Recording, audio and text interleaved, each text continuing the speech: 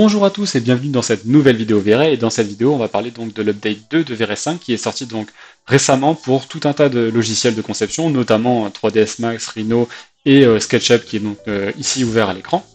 Et donc vous allez voir que l'update 2 a pas mal de fonctionnalités qui sont communes pour tous ces logiciels-là. Et ici, on va commencer donc par traiter notamment donc de V-Ray Vision. Alors V-Ray Vision, qui est donc quelque chose qui est très pratique et qui est donc un moteur de rendu, je vous rappelle, un peu typé jeu vidéo, vraiment 100% temps réel, donc intégré donc à V-Ray notamment pour SketchUp. Vous allez pouvoir donc le lancer très simplement et on va voir qu'il y a quelques petites nouveautés qui sont super intéressantes. On le lance.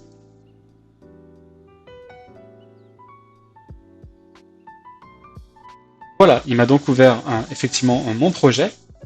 Et on va voir qu'on a plusieurs nouveautés qui sont très pratiques, effectivement, dans Vision. Alors, la première nouveauté qui est assez flagrante, c'est qu'on a un nouveau bouton qui est apparu, qui est un bouton qui va vous permettre d'exporter en fait un standalone depuis V-Ray Vision. Donc, ça veut dire qu'effectivement, vous avez paramétré votre projet, vous avez terminé, vous voulez partager votre projet donc à votre client, mais avec une certaine souplesse, plutôt que de partager une vidéo ou des images.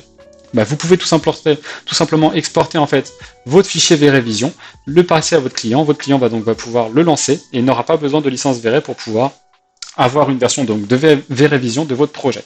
Donc c'est super pratique à l'utilisation. On va avoir d'autres nouveautés, notamment aussi je pense à l'herbe 3D. Donc maintenant, quand vous allez utiliser un paramètre de VRFer sur, par exemple, vos objets, vous allez pouvoir récupérer directement donc de l'herbe procédurale dans V-Ray Vision. Alors comment ça fonctionne? Dans la partie ici des objets V-Ray, vous allez pouvoir donc ajouter effectivement à votre objet, donc dans SketchUp par exemple ici, un paramètre fer. Attention, il faudra le renommer, donc vous double-cliquez dessus et vous ajoutez donc le terme grâce pour pouvoir effectivement retrouver donc de l'herbe procédurale générée automatiquement donc à partir de votre VRFer.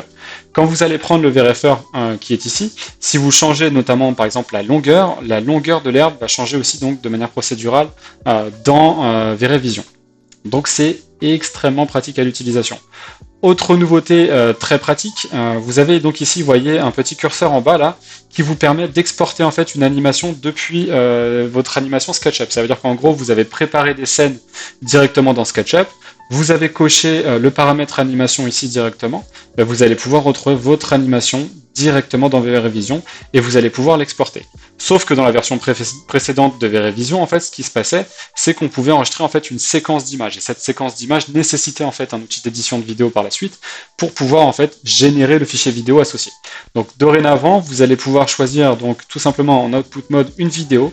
Et vous allez voir qu'en fait votre fichier vidéo va être tout simplement un fichier WebM qui va vous permettre de générer donc tout simplement depuis V-Ray Vision une vidéo avec un seul fichier donc imbriqué avec toute la séquence d'images dedans. Donc ce qui est extrêmement pratique pour ne pas avoir à utiliser derrière un fichier d'édition vidéo, un outil d'édition vidéo forcément. Très pratique. Ensuite, autre nouveauté encore. Voilà, donc là effectivement je suis sur un spot avec la touche Shift et le clic gauche de la souris, je vais baisser en fait mon soleil et vous allez voir qu'en fait maintenant la gestion en fait des spots IES a été ajoutée aussi dans V-Ray Vision. Donc c'est très pratique, vous mettez vos spots IES directement en fait dans votre projet V-Ray classique, vous allez les retrouver en rendu classique et maintenant vous allez pouvoir aussi les retrouver directement donc en rendu V-Ray Vision. Très pratique pour la cohérence de scène donc entre passage de l'un à l'autre. On va fermer V-Ray Vision et on va passer à la suite. Donc ensuite on va avoir des nouveautés concernant la partie matériaux. Si vous prenez maintenant donc des matériaux, alors je vais prendre peu importe lequel. Dans la partie réfraction, il y a eu deux petits changements. Le premier, donc, c'est l'adjonction d'un paramètre qu'on appelle Finwall. Si vous avez par exemple ici, voyez une paroi vitrée qui n'a pas d'épaisseur quand ça a été modélisé, et vous pouvez donc dorénavant retrouver donc le paramètre Finwall qui va vous permettre de simuler vraiment un vrai vitrage à partir d'une paroi sans épaisseur. Extrêmement pratique à l'usage, il faut bien le dire. Et surtout en termes de performance aussi, ça permet d'avoir un certain gain de temps vu qu'il n'y a pas de réfraction qui est simulée à proprement parler par l'épaisseur du vitrage. Vous avez aussi la jonction du paramètre volumétrique et du SSS dans la partie translucency, donc translucidité directement donc dans la partie réfraction, qui vont vous permettre de générer en fait du SSS directement à partir de ce paramètre-là. C'est assez pratique aussi de l'avoir là et ça permet de gagner du temps. Donc, tout ça, pareil, toujours pour vous permettre d'être un peu plus productif. Dans la partie matériaux, je vous rappelle qu'on a bien sûr les matériaux donc qui sont fournis en standard avec V-Ray notamment pour SketchUp ici. Donc ces matériaux-là ne bougent pas. Maintenant, en fait, on a une autre possibilité, donc dans Chaos Cosmos. On le lance, hop. Dans Chaos Cosmos, maintenant, vous allez retrouver donc aussi une partie matériaux. Donc vous avez toujours les 900 et quelques objets, et vous avez donc une partie matériaux ici. qui va vous permettre effectivement d'aller tout simplement importer des matériaux dans votre scène. Matériaux qui sont vraiment, vraiment bien fichus, très réalistes, de très très bonne qualité. Donc il y en a déjà 200 qui ont été ajoutés pour cette première version en fait du dossier matériaux de Chaos Cosmos, et ça ne fera que grossir à l'avenir, bien entendu, exactement comme pour les objets.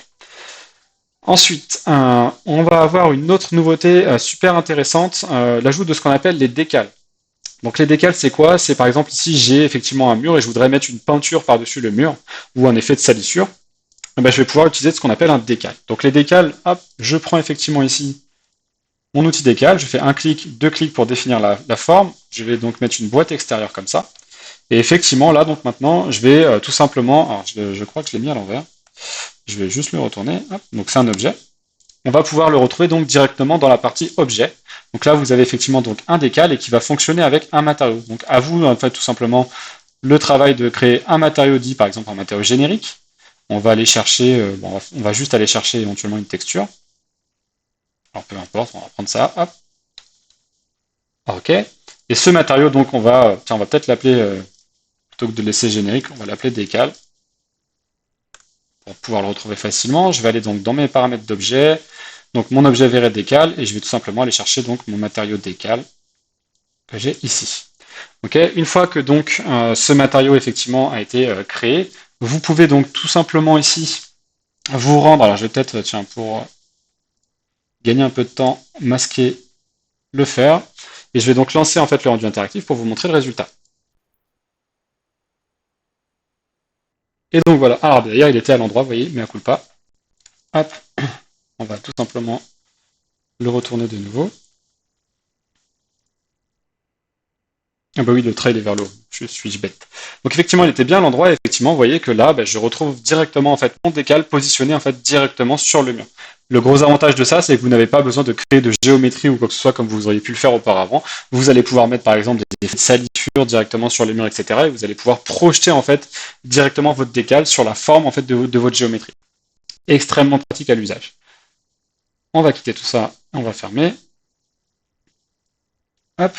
Et on passe à la partie Lightgen. Alors pour la partie Lightgen, vous savez, hein, le Lightgen, c'est un outil qui vous permet en fait directement à partir de votre modèle de générer en fait des variantes, par exemple d'ensoleillement. Donc là, je lance le Lightgen. Vous aviez effectivement la partie Sun and Sky qui vous permettait de générer différents types de variantes comme ça, avec une taille de preview plus ou moins grande. Là, vous voyez que j'aurais pu générer 45 variantes de position en fait de mon soleil. Et donc générer 45 variantes d'ensoleillement pour mon projet. Vous avez une partie HDR, et ce qui était assez décrié, c'est qu'on ne pouvait pas utiliser en fait de bibliothèque personnalisée. Maintenant, vous pouvez. Donc vous allez pouvoir très simplement ici aller pointer vers un dossier que vous auriez éventuellement sur votre disque dur, et ce dossier-là en fait vous permettra de générer en fait directement des variantes personnalisées à partir de vos HDRI à vous qui sont sur votre disque dur en local. Extrêmement pratique aussi à l'utilisation pour pouvoir générer en fait différents types d'ambiance très rapidement et pouvoir donc, en cliquant sur la vignette, je vous rappelle dans le Lightgen, générer en fait donc les paramètres associés et donc pouvoir les appliquer sur votre scène par la suite. Autre nouveauté aussi très très très pratique, quand vous avez notamment par exemple un plan comme ça et que ce plan d'air par exemple est un groupe, vous pourriez dire très simplement ici, je vais aller dans Chaos Cosmos, dans les modèles 3D, dans la partie végétation, on va prendre par exemple Flowers, et je sais pas, on va les prendre des fleurs et on va les ajouter. Quand je prends ce groupe-là, j'ai maintenant un outil skater qui va me permettre donc tout simplement de placer un skater sur ce plan-là. Le gros avantage, c'est qu'une fois que j'ai placé mon skater, donc je vais le retrouver directement ici, donc toujours pareil dans mes objets. Donc si je descends, j'ai mes objets skater. Je vais pouvoir donc ajouter ici notamment voilà un guest donc que j'aurais éventuellement sélectionné. Et quand je fais ça, hop, je l'ai présélectionné, vous voyez, dans mon outil SketchUp, je vais pouvoir effectivement donc générer un skater qui va me répartir en fait de manière totalement aléatoire comme ça en fait différentes entités, différentes instances de ma sélection de mon objet. Donc je vais pouvoir répartir des graviers, je vais pouvoir répartir de l'herbe, si j'ai des brins d'herbe qui sont modélisés, je vais pouvoir répartir des fleurs, etc., des arbres pour pouvoir en fait aller peupler extrêmement rapidement en fait un espace donné dans mon projet pour pouvoir générer, notamment souvent aussi c'est comme ça que c'est utilisé, par exemple des terrains très réalistes. Donc c'est pareil, ça c'est l'outil Skater qui a été ajouté donc avec cette nouvelle update 2 directement donc dans VRS5.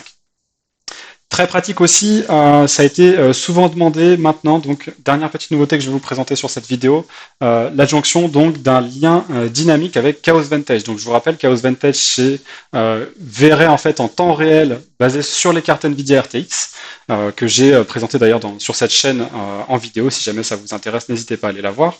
Vous pouvez effectivement donc maintenant retrouver directement depuis votre outil de conception un lien en fait avec Chaos Vantage. Donc par exemple j'ai mon projet ici, je vais tout simplement dans extension, Verret Live Link, donc vous voyez avec le Live Link avec Vision, mais vous avez maintenant la possibilité de faire un start de Chaos Vantage, donc de démarrer Chaos Vantage directement en fait depuis SketchUp. Donc Vantage se lance.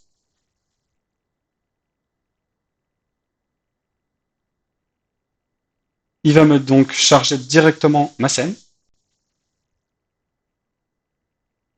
Et je me retrouve donc effectivement au même endroit en fait que dans SketchUp. Et là, je suis dans Vantage. Donc, ça veut dire que je vais avoir tous les avantages de Vantage.